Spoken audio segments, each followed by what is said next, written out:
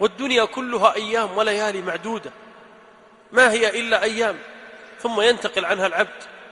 كم إنسان كان معنا في رمضان أين هو الآن؟ كل منا يعرف، لو ضربنا أمثلة لا ذكر كل واحد منا يمكن 5 أمثلة أو 10 أمثلة من قريب أو حبيب أو صديق أو جار أو ما شابه ذلك.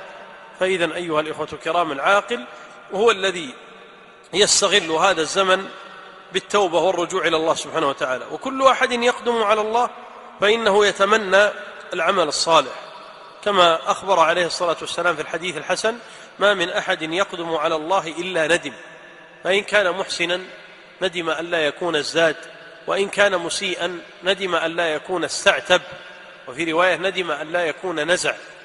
فإذا أيها الأخ المبارك، عليك أن تتقي الله سبحانه وتعالى. ومن نعمة الله علينا أن أبقانا إلى هذا الوقت. يعني الآن يستطيع كل واحد منا ظلم أخا له أو كان له مظلمة أن يرد تلك المظالم. نستطيع أن نتوب، نستطيع أن نتزود من الطاعات وأن نفعل الصالحات، وكذلك نستطيع أيها الإخوة الكرام التزود من طاعة الله جل وعلا. هذا من نعمة الله علينا. فما دمت يا أخي في دار المهلة وغيرك يتمنى هذه الدقائق التي أنت فيها، فبادر وسارع. والدنيا متاع وزائل، وكما قال الأول: إنا لنفرح بالأيام نقطعها وكل يوم مضى يدني من الأجل.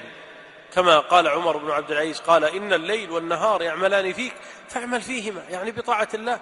قال ابن مسعود: إنما أندم على يوم لم يزدد فيه عملي ودنا فيه أجلي، لأن كل يوم يقربك إلى الله وإلى الدار الآخرة. قال الحسن البصري: يا ابن آدم إنما أنت أيام، كلما مضى منك يوم مضى منك بعضك. فالعاقل يري الله من نفسه خيرا ويسابق ويسارع في الخيرات، كما قال الأول: تزود للذي لا بد منه فإن الموت ميقات العباد، وتب مما جنيت وأنت حي، وكن متنبها قبل الرقاد، ستندم إن رحلت بغير زاد، وتشقى إذ يناديك المنادي، أترضى أن تكون رفيق قوم لهم زاد وأنت بغير زاد. أيها